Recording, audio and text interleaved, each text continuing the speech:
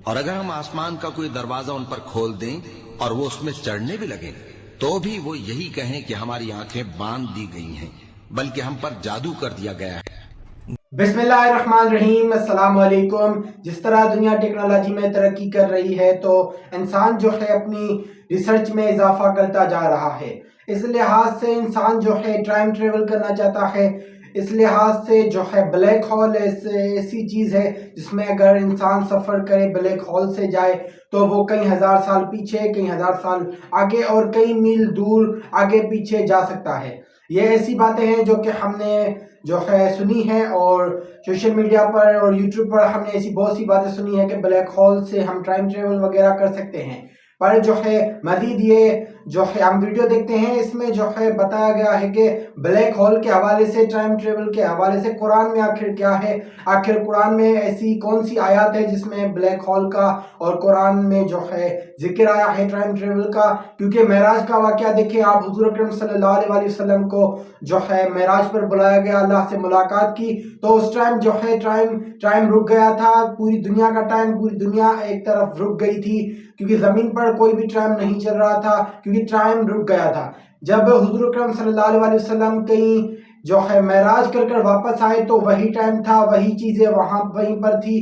तो इससे ये साबित होता है कि जो कि ब्लैक होल या ऐसी कोई चीज़ हो सकती है। और हम एक साइंसी रुख देखेंगे कि इंसान आखिर ट्रेवल कर सकता है आसमानों पर या नहीं, और इसकी कुरानी आयत से क्या तशरीह है। तो चलिए आज की ये वीडियो में देखते हैं। अगर आप भी इस तरह की इंफॉर्मेटिव वीडियो देखना चाहते हैं तो हमारे चैनल को सब्सक्राइब कर लें ताकि आने वाली वीडियोस आपको मिलती रहे। तो चलिए आज की ये इंफॉर्मेटिव वीडियो शुरू करते हैं। तो हमें तारों की मंजिलों की कसम, और अगर तुम समझो तो ये बड़ी कसम है। कसम है मुझे बेशक उन जगहों की, उन मकामात की जहां सितारे डूबते हैं।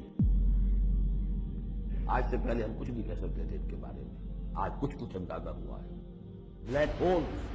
ब्लैक होल कायनात के अंदर ये ब्लैक होल्स हैं जिनमें बड़ी बड़ी गैलेक्सीज गुम हो जाती हैं। बड़े बड़े सितारे, हमारा सूरज बेचारा कुछ भी नहीं, उसके करोड़ों गुना बड़ा सितारा, और ऐसा गुम होता है कि नाम और निशान नहीं। और अगर हम आसमान का कोई दरवाजा उन पर खोल दें और वो उसमें चढ़ने भी लगे तो भी वो यही कहें कि हमारी आंखें बांध दी गई हैं, बल्कि हम पर जादू कर दिया गया है।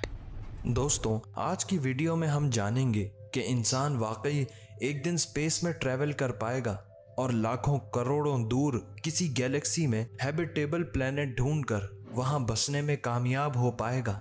इस बारे में साइंस क्या कहती है और कुरान की रोशनी में इसकी हकीकत जानेंगे। दोस्तों, अगर हम इंसान कोई स्पेसक्राफ्ट इन्वेंट कर लें जो स्पीड ऑफ लाइट यानी 3 लाख किलोमीटर पर सेकंड की रफ्तार से स्पेस में ट्रैवल करे तो हमें अपनी मिल्की वे गैलेक्सी से बाहर निकलने के लिए 1 लाख साल दरकार होंगे। और अगर हम अपनी सबसे नजदीक पड़ोसी गैलेक्सी एंड्रोमेडा तक जाएं तो मजीद 25 साल लाख दरकार होंगे। इसी बात से आप अंदाज़ा लगा सकते हैं कि जब करीबी चीज़ें इतनी दूर हैं तो ये यूनिवर्स कितना बड़ा है। ये हमारे लिए अनइमेजिनेबल है। बिल्कुल। लेकिन आज साइंसदान और स्पेस एजेंसीज लाखों करोड़ों लाइट ईयर दूर खला को एक्सप्लोर कर रहे हैं, जिसका फ़ायदा क्या जब हम वहाँ तक पहुँच ही ना पाएं। लेकिन अगर मैं आपसे कहूँ कि यही लाखों करोड़ों साल का फासला चंद लम्हों में या चंद मिनटों में तय हो जाए तो ये बात इम्पॉसिबल सी लगती है। और यहाँ ये टॉपिक और दिलचस्प हो जाता है। लेकिन ये हकीकत है, मगर कैसे, यही सब आज की वीडियो में जानेंगे।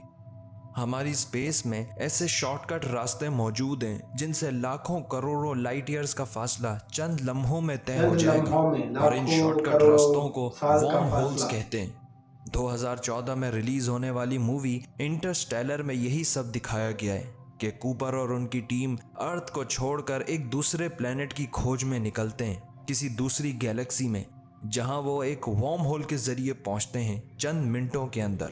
अगर आप कहेंगे तो मैं इस मूवी को अलग से एक वीडियो में एक्सप्लेन कर दूंगा, लेकिन फिलहाल ये समझने के लिए कि वॉर्म होल्स कैसे दिखते हैं और इनके जरिए हम स्पेस टाइम में कैसे सफर कर सकते हैं, हमें समझना होगा आइंस्टाइन की थ्योरी ऑफ रिलेटिविटी को। आइंस्टाइन ने इस थ्योरी को प्रेजेंट किया था साल 1915 में। आइंस्टाइन ने कहा था कि तसव्वुर करें कि स्पेस एक चादर की तरह है और उस चादर पर ऑब्जेक्ट्स रखे गए हैं जिनके वजन से वह नीचे बेंड डाउन हो जाती है। हकीकत में स्पेस टाइम ऐसे ही बेंड होता है बड़े बड़े स्टार्स के वजन से। जितना ज्यादा ग्रेविटेशनल फोर्स होगा किसी खलाई ऑब्जेक्ट का, उतना ज्यादा स्पेस टाइम कर्व हो जाएगा उसके अराउंड, और आसपास की चीजें उसके अराउंड रिवॉल्व करने लगेंगी। जैसे हमारे सोलर सिस्टम के तमाम प्लैनेट्स सूरज के गिर्द घूमने पर मजबूर हैं उसके मास और ग्रेविटेशनल फोर्स की वजह से। बिल्कुल। आइंस्टाइन की थ्योरी के तो वैसे बहुत से सॉल्यूशंस निकले थे, बिल्कुल। लेकिन उनमें से ब्लैक होल और वॉर्म होल्स दो मेन सॉल्यूशंस हैं। बेशक। वॉर्म होल्स को आइंस्टाइन रोजन ब्रिज भी कहते हैं। ये बहुत ही आसान है समझना। ये बेसिकली एक शॉर्टकट रास्ता है स्पेस टाइम में जो दो पॉइंट्स को कनेक्ट करता है। इसको ऐसे समझें कि इस पेपर पर दो पॉइंट्स हैं ए और बी, जिसका एक सीधा रास्ता है ए से बी तक जाने का। लेकिन अगर इस पेपर को बेंड कर दें तो ये 2 डायमेंशन से 3 डायमेंशन में बदल जाएगा, और अब एक पॉइंट से एंटर होते ही आप दूसरे पॉइंट से बाहर आ जाएंगे, तो ये डिस्टेंस ए और बी का खत्म हो जाता है। यही सिचुएशन है वॉर्म होल्स की। हमें लगता है कि मिल्की वे गैलेक्सी से एंड्रोमेडा तक पहुंचने का सबसे शॉर्टकट रास्ता है 2.5 मिलियन लाइट ईयर्स, लेकिन अगर हमारी कायनात को 4 डायमेंशन में बेंड किया जाए या कर्व किया जाए तो एक बहुत शॉर्टकट रास्ता निकल आएगा जो चंद मिनटों में हमें मिल्की वे से एंड्रोमेडा तक पहुंचा देगा। लेकिन 4 डायमेंशनल वर्ल्ड को तस्वुर करना हमारे लिए बहुत मुश्किल है, क्योंकि हम सिर्फ 3 डायमेंशन वर्ल्ड में रहते हैं। वॉर्म होल्स की मौजूदगी अभी तक के लिए सिर्फ थियोरेटिकली प्रूफ की गई है। हकीकत में इसकी एग्जिस्टेंस को साइंसदान नहीं देख पाए और ना कभी इस तक पहुंच पाएंगे। इसका जवाब आपको आगे समझ आ जाएगा। वॉर्म होल्स कैसे दिखते हैं? स्क्रीन पर जो आपको दिख रहा है ये एक वेबसाइट है जो आपको दिखाती है कि वॉर्म होल्स असल में कैसे दिखते हैं। और इंटरस्टेलर मूवी में जो वॉर्म होल दिखाया गया है ये काफी हद तक रियलिस्टिक है। ये वॉर्म होल टाइम मशीन का भी काम करते हैं, क्योंकि आप मिनटों में मिलियंस ऑफ लाइट ईयर्स दूर पहुंच सकते हो। इसका मतलब है कि आप लाइट से भी पहले वहां पहुंच गए हो। जो कि मुमकिन नहीं है। कहाँ एग्जिस्ट करते हैं और हमें कैसे पता चलेगा? तो इसका जवाब है कि हमें बहुत बहुत ग्रेविटेशनल फोर्स की जरूरत है एक वॉर्म होल को खोलने के लिए, और ये ग्रेविटेशनल फोर्स आएगा सिर्फ ब्लैक होल से। ब्लैक होल्स आइंस्टाइन की थ्योरी ऑफ रिलेटिविटी की वजह से ही डिस्कवर हुए। इस थ्योरी के मुताबिक जितना ज्यादा आप ग्रेविटेशनल फोर्स एक्सपीरियंस करेंगे उतना ज्यादा आपके लिए टाइम स्लो हो जाएगा। इसे ग्रेविटेशनल टाइम डायलेशन कहते हैं। इसी कॉन्सेप्ट को इंटरस्टेलर मूवी में दिखाया गया है कि वो जिस प्लेनेट पर लैंड करते हैं उसका 1 घंटा हमारी जमीन पर 7 सालों के बराबर होता है। 7 साल ऐसा इसलिए कि वो प्लेनेट ब्लैक होल के करीब होता है। ये मूवीज में दिखाया गया है। और रहा ग्रेविटेशनल फोर्स इस प्लेनेट पर असरअंदाज होता है। ब्लैक होल सुनने में ऐसा लगता है कि जैसे कोई होल है स्पेस में, लेकिन एक्चुअली में स्पेस में कोई होल नहीं होता। ब्लैक होल्स ऐसे ऑब्जेक्ट हैं खला में जिनका ग्रेविटेशनल फोर्स इतना ज्यादा है कि वो लाइट को पूरे तरीके से अपने अंदर एब्जॉर्ब कर लेते हैं। हमें वही चीजें दिखती हैं जिन पर लाइट रिफ्लेक्ट होती है। यही वजह है कि ब्लैक होल्स हकीकत में दिखाई नहीं देते। बहुत ही मैसिव स्टार के मरने के बाद ब्लैक होल वजूद में आता है, और एक सितारे की उम्र लाखों करोड़ों साल होती है, क्योंकि उन स्टार्स के मरने के बाद बहुत ही छोटा सा कोर रह जाता है और सारा का सारा ग्रेविटेशनल फोर्स उस कोर में कंप्रेस हो जाता है। ब्लैक होल्स में एक पॉइंट होता है जिसे इवेंट होराइजन कहते हैं, जो अभी आपको अपनी स्क्रीन पर भी दिख रहा है। ये वो पॉइंट है जिसके बाद कोई चीज वहां से एस्केप नहीं कर सकती। और ब्लैक होल का जो सेंटर होता है उसे सिंगुलैरिटी कहते हैं। सिंगुलैरिटी एक ऐसा रीजन है ब्लैक होल का जहां स्पेस टाइम का कर्वेचर इनफिनाइट हो जाता है। अच्छा। जिसका मतलब यह है कि इसका डायरेक्ट असर टाइम पर पड़ता है, और ग्रेविटेशनल फोर्स इतना ज्यादा है कि टाइम भी इनफिनाइटली स्लो हो जाता है। टाइम का इनफिनाइट होने का मतलब यह है कि जब हम ब्लैक होल से बाहर आ चुके होंगे तो कई मिलियन ईयर्स गुजर चुके होंगे, लेकिन आपकी उम्र उतनी ही होगी क्योंकि टाइम आपके लिए रुक चुका था। अगर आप किसी ब्लैक होल में गिरते हैं तो मिली सेकेंड्स में आपके टुकड़े हो जाएंगे ग्रेविटेशनल फोर्स की वजह से। एक ब्लैक होल में ही इतनी पावर है कि वो वॉर्म होल की टनल को खोल सके, लेकिन इस टनल की दूसरी तरफ भी ब्लैक होल हुआ तो आप इस टनल में ही ट्रैप होकर रह जाएंगे और कभी बाहर नहीं निकल पाएंगे। तो एक ऐसी चीज का होना लाजमी है जो ब्लैक होल के बिल्कुल ऑपोजिट काम करे। जिस तरह ब्लैक होल हर चीज को अपने अंदर सक कर लेता है, उसी तरह वो ऑब्जेक्ट उसका ऑपोजिट काम करे, यानी अपने से दूर फेंक दे। फिर ये चीज़ और ऐसे possible हो ऑब्जेक्ट सकती को है। कहते हैं वाइट होल्स। वार्म होल के टनल को ओपन करने के लिए ब्लैक होल और उससे बाहर निकलने के लिए दूसरी साइड पे वाइट होल का होना लाजमी है, जो एग्जिट पॉइंट का काम करेगा। वाइट होल्स की एग्जिस्टेंस को साइंसदानों ने प्रूव करने की कोशिश की है आइंस्टाइन की इक्वेशन से। साइंटिस्ट का ऐसा मानना है कि बिग बैंग के टाइम पर जो धमाका हुआ था और उससे यूनिवर्स वजूद में आई थी, वो सब कुछ एक बहुत ही मैसिव वाइट होल से निकला होगा। कई साइंटिस्ट कहते हैं कि वाइट होल तब फॉर्म होता है जब एक ब्लैक होल मर जाता है, लेकिन अभी तक के लिए ये सब सिर्फ थ्योरीज हैं। बिल्कुल, ये वीडियो एक के थ्योरी स्टार्ट है। में जो मैंने आज तक आपको किसी ने सूरह ऐसी कोई अल-वाक़िया की चीज नहीं आयत देखी। सुनाई है, वो ब्लैक होल के वजूद की तस्दीक करती है। और अल्लाह ने सितारों की आखिरी मंजिल यानी ब्लैक होल की कसम खाते हुए कलाम किया है कि जहां सितारे गिरते हैं, यानी ब्लैक होल की ग्रेविटेशनल फोर्स हर चीज को अपने अंदर खींच लेती है। और जैसा कि मैंने आपको थोड़ी देर पहले बताया कि इंसान कभी वार्म होल के जरिए सफर ही नहीं कर पाएगा, बल्कि कभी वार्म होल की टनल को भी खोल ना पाएगा।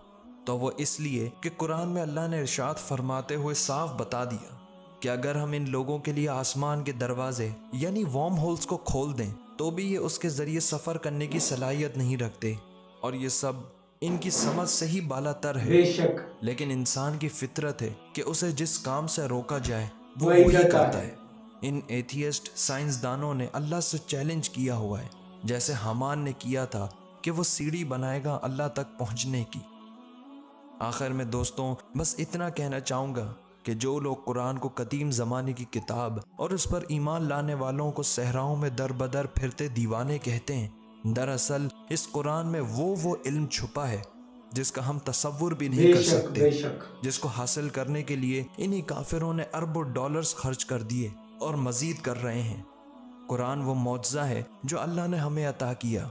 हर दौर का एडवांस इल्म इस कुरान में उतारा, लेकिन हम इसे छोड़ बैठे हैं। बेशक आसमानों और जमीन की पैदाइश और रात और दिन के बदल बदल कर आने जाने में अक्ल वालों के लिए निशानियां हैं। और आसमान और जमीन की पैदाइश में गौर करते और कहते हैं कि ऐ परवरदिगार, तूने इस कायनात को बेफायदा नहीं पैदा किया, तू पाक है, तू क़यामत के दिन हमें दोज़ख के अजाब से बचाइयो। मैं अगर कुरान से खला के इल्म पर बात करूं तो ये वीडियो ख़त्म ही ना हो पाए, लेकिन दोस्तों मैं वक्तन फ़वक्तन कुरान के ज़रिए ऐसी नॉलेज आप तक पहुंचाता रहूँगा। अगर आपको मेरी ये मेहनत अच्छी लगी तो एक लाइक और चैनल को ज़रूर सब्सक्राइब करें। अल्लाह हाफिज़। तो जी ये वीडियो आपने देखी, बहुत अच्छी तरीके से टाइम ट्रेवल और ब्लैक होल वगैरह को एक्सप्लेन किया इनने, तो बहुत ही मुझे जो है नॉलेजेबल वीडियो लगी। आप इस तरह की नॉलेजेबल वीडियो देखना चाहते हैं तो हमारे चैनल को सब्सक्राइब करें ताकि आने वाली रिएक्शन वीडियो आपको मिलती रहे। मैं ऐसे और भी नॉलेजेबल वीडियो लेके आता रहता हूं, तो आप इस चैनल को सब्सक्राइब कर लें ताकि आने वाली हर वीडियो आपको मिलती रहे। बाकी हम इस पर बात करें तो आप देखिए कुरान से इस भाई ने बताया कि किस तरह अगर हम कुरान को ही पढ़ें तो उसमें बहुत ही इतनी इंफॉर्मेशन है जो ख़त्म होने का नाम नहीं लेती, कि अगर हम जो है बेशक जो कुरान है वो पूरी आलम इंसानियत के लिए रहमत है, और जो कोई भी इस पर अमल करता है चाहे वो गैर मुस्लिम हो वो कामयाब होता है। अल्लाह ताला हमें कुरान पढ़ने की, कुरान ठीक तरीके से समझने में और जो है उस पर अमल करने की तौफीक अता फरमाए। मैं मिलूंगा आपको ऐसी नई नॉलेजेबल ऐसी नई रिएक्शन वीडियो के साथ, तब तक के लिए मुझे दे इजाज़त। अल्लाह हाफिज़।